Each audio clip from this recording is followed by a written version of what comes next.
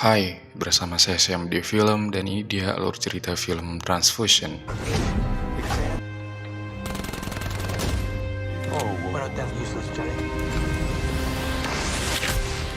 Sebelum masuk ke filmnya, bantu kami untuk mencapai 1000 subscriber pertama kami dengan cara klik tombol subscribe. Film ini menceritakan tentang seorang pasukan khusus Australia yang sedang dalam menjalani masa pensiunnya. Di balik masa pensiunnya ada banyak kisah yang membuatnya harus mengundurkan diri dari pasukan. Bagaimana kisah filmnya? Mari kita tonton bersama. Film diawali dengan memperlihatkan sekelompok pasukan khusus yang sedang mengepung para teroris. Di sini terlihat seorang kopral yang bernama Logan, sang ahli dalam menggunakan sniper.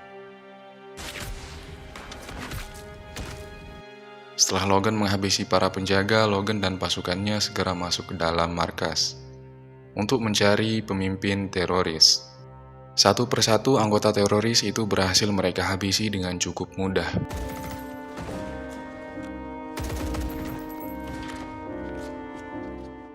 Terlihat di sana ada satu anggota teroris yang menyerah, dan pasukan Logan segera menginterogasi pria tersebut mengenai di mana keberadaan si pemimpin teroris.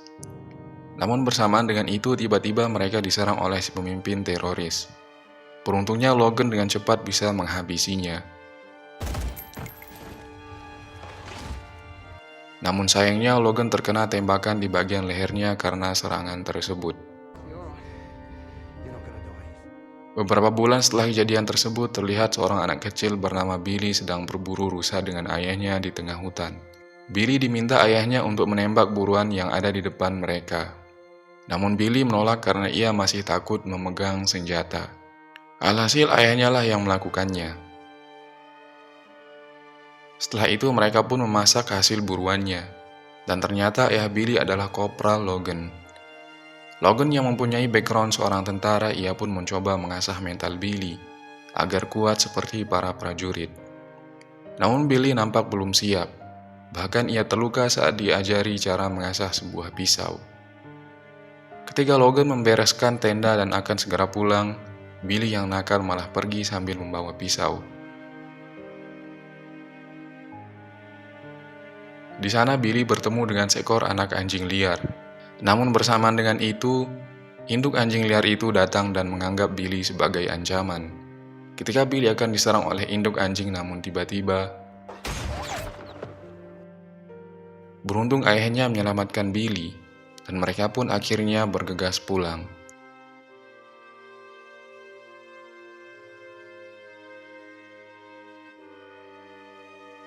Saat sudah di rumah, di sana terlihat istri dari Logan yang bernama Lisa. Lisa bertanya kepada Billy anaknya, apakah perburuannya menyenangkan.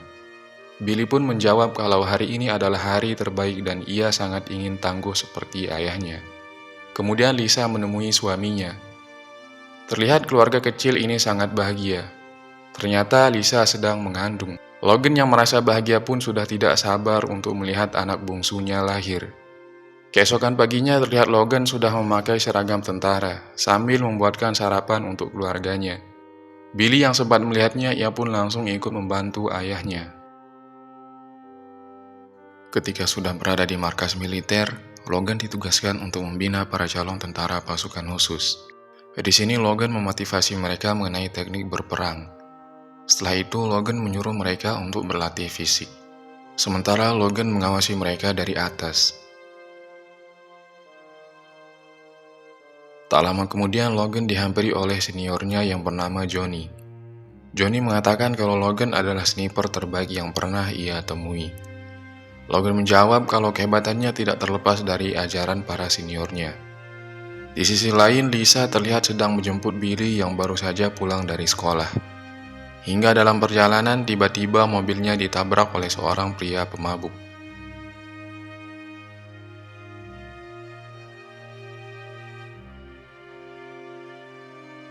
Lisa dan Billy segera dibawa ke rumah sakit, dan para medis pun langsung memberikan pertolongan karena keadaan mereka yang sudah parah. Di balik itu, Logan yang sudah mendengar kabar tersebut, dia pun segera menuju ke rumah sakit. Perasaan Logan semakin kacau tatkala dokter mengatakan kalau mereka membutuhkan darah RH+ yang cukup langka. Di rumah sakit ini hanya tersedia 1 kantung, dan sisanya masih dalam perjalanan. Dokter tidak bisa menunggu lama karena Lisa dan Billy sudah mulai banyak kehabisan darah.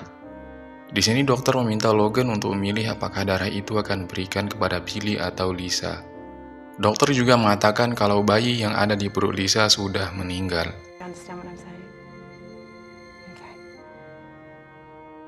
Logan melihat keadaan Lisa yang sangat parah akibat luka di kepalanya. Karena hal tersebut, Lisa pun meninggal. Logan pun akhirnya memutuskan untuk memberikan sekantong darah tersebut kepada Billy, anaknya. Melihat keadaannya tersebut, Logan pun merasa kecewa dan marah dengan apa yang telah menimpanya. Johnny yang sebagai sahabat dan seniornya, ia pun turut merasakan penderitaan tersebut. Malam harinya, Logan mendapatkan kabar dari polisi mengenai kasus tabrakan istrinya. Ternyata orang yang menabrak keluarga Logan merupakan seorang pemabuk. Dan saat kejadian, orang tersebut sedang dalam keadaan mabuk. Mengetahui hal itu, Johnny sebagai sahabat dekat Logan langsung meringkus orang tersebut. Dan ia tanpa pikir panjang langsung menghabisinya. 7 tahun kemudian terlihat Logan yang sekarang berantakan, dan diketahui Logan juga sudah keluar dari militer semenjak kejadian tersebut. Ia masih kerap kali membayangkan istrinya selalu hadir, yang artinya Logan masih belum percaya kalau dia telah kehilangan sang istri. Sementara itu, Billy yang sekarang beranjak remaja, dan kemungkinan kekurangan kasih sayang sang ibu malah berkelakuan seperti gangster.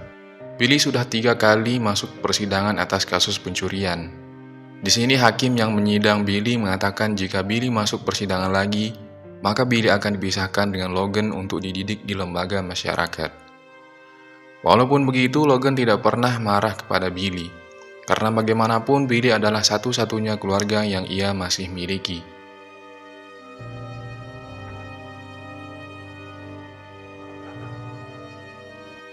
Di hari berikutnya, Logan ternyata sekarang bekerja menjadi sales minuman yang menawarkan produk ke toko-toko di pinggir kota. Saat itu Logan mendatangi satu toko dan mencoba menawari produk kepada si pemilik toko. Namun respon sang pemilik toko tidak baik. Bahkan ia malah mengusir Logan sambil mencacinya. Logan pun kembali ke mobil dengan perasaan sakit hati. Logan yang masih kesal dengan cacian tersebut, ia pun kembali lagi sambil membawa pisau.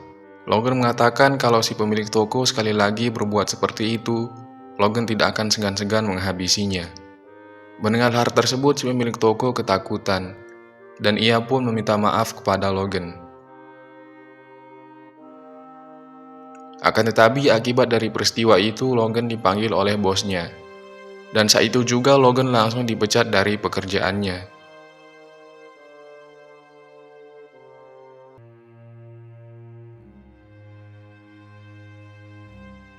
Beberapa hari kemudian Logan dipanggil kepala sekolah, karena sudah beberapa bulan ini Logan belum membayar biaya SPP anaknya.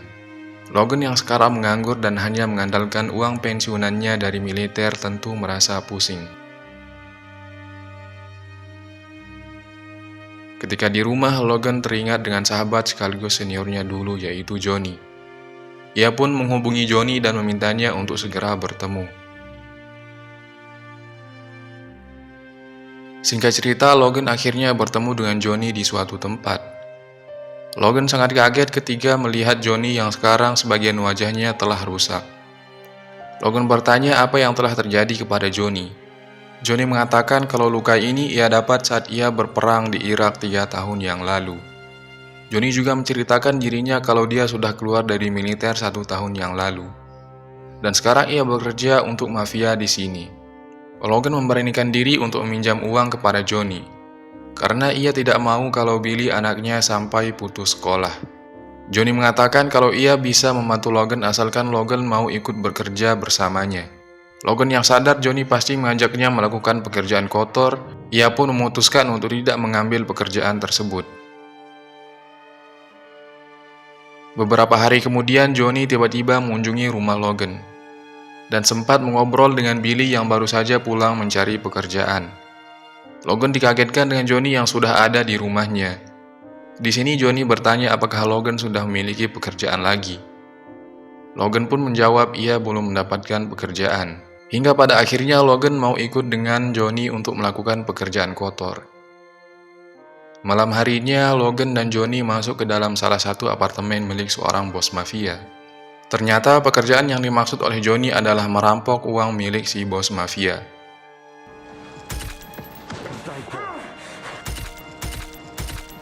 Setelah melumpuhkan orang-orang di sana, mereka pun mengambil semua uang yang ada di dalam berangkas.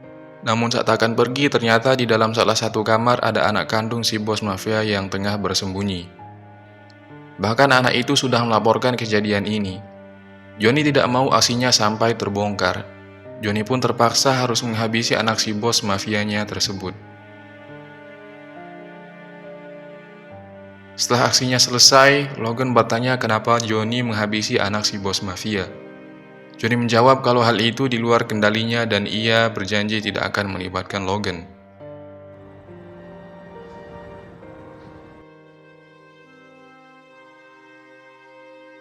Di sisi lain, kini Billy ikut bergabung dengan lingkaran teman-temannya yang nakal. Semua temannya ini adalah anak orang kaya dan pecandu narkoba. Billy sempat diejek cupu dan pengecut ketika ia menolak untuk menggunakan narkoba.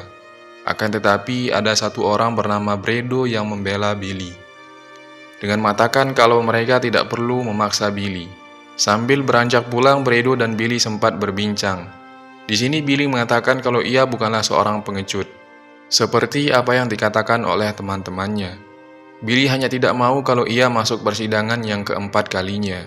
Mendengar hal itu, Bredo cukup terkejut setelah tahu kalau Billy ternyata lebih nakal daripada mereka. Lalu Bredo mengajak Billy untuk ikut ke acara pesta yang diadakan di rumah Bredo nanti malam.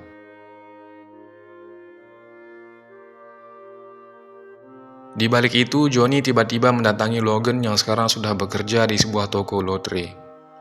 Di sini Johnny mengatakan kalau nanti malam ia akan diinterogasi oleh si bos mafia yang sudah mulai curiga kepada Johnny, yaitu atas kasus perampokan dan pembunuhan sebelumnya.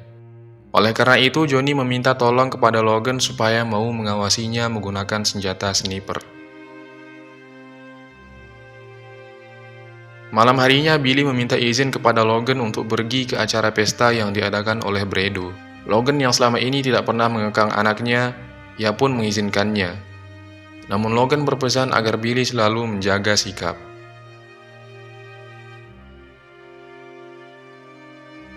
Singkat cerita, Billy pun bergabung dengan pesta tersebut. Setelah selesai pesta, Bredo mengajak Billy dan ketiga temannya untuk mengendarai mobil canggih milik ayah Bredo. Di sini Bredo menyuruh Billy untuk mengendarai mobil tersebut. Alhasil mereka ugal-ugalan di jalan dalam keadaan mabuk. Di sisi lain, Logan tengah mengawasi Johnny yang saat itu sedang diinterogasi oleh si bos mafia. Untungnya Johnny berhasil mengelak semua tuduhan tersebut, sehingga Johnny masih dibiarkan pergi. Tak lama setelah itu, Logan tiba-tiba dihubungi oleh Billy, karena ternyata Billy baru saja mengalami kecelakaan. Sorry. Sesampainya di sana, Logan terlihat kecewa kepada Billy. Beruntungnya di sana tidak ada korban jiwa. Namun mobil ayah Bredo yang sangat mahal kini telah hancur total. Bredo mengatakan kalau yang harus bertanggung jawab adalah Billy, karena Billy yang mengendarai mobil tersebut.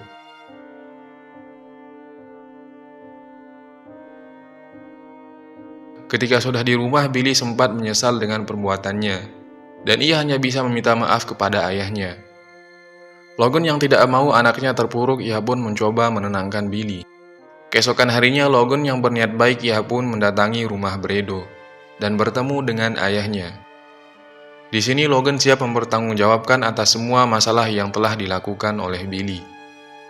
Namun ayah Bredo malah mengancam kalau ia akan melaporkan Billy ke polisi jika Logan tidak mau memberikan ganti rugi 2 kali lipat dari harga mobil tersebut. Ayah Bredo sengaja menjadikan masalah ini untuk memeras Logan, karena ia tidak tahu siapa Logan sebenarnya. Setelah dari sana, Logan kembali didatangi oleh Johnny. Johnny mengatakan kalau ia membutuhkan lagi bantuan darinya. karena para mafia yang kemarin masih terus saja mengintainya. Let's get it done. There he is. Malam harinya Logan sudah bersiap di atas bukit untuk mengawasi Johnny. Terlihat Johnny yang kembali diinterogasi oleh para mafia.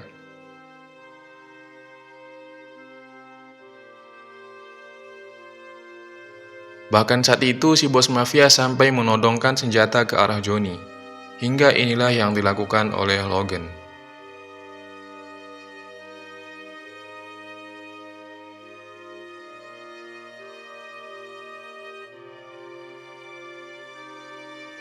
Setelah menghabisi kelompok mafia tersebut, Johnny berjanji kalau ia tidak akan mengganggu Logan lagi. Ia pun menyuruh Logan untuk pulang, sementara jasad para mafia itu akan ia kuburkan. Saat itu juga Logan bergegas pergi untuk menemui ayah Bredo. Ketika ayah Bredo akan pulang menggunakan mobilnya, ia sangat terkejut karena di dalam sana sudah ada Logan. Logan mengatakan kalau ia sudah menyimpan uang ganti rugi di dalam dashboard seharga satu mobil. Namun jika ayah Bredo berani memerasnya, ia tidak akan segan-segan membantai keluarganya Bredo. Ayah Bredo yang ketakutan, ia pun hanya bisa mengiyakannya. Di malam berikutnya terlihat Johnny yang ternyata selama ini mengalami depresi yang sangat parah. Pasca perang terakhirnya ia keluar dari militer. Karena Johnny mengalami masalah kejiwaan yang serius.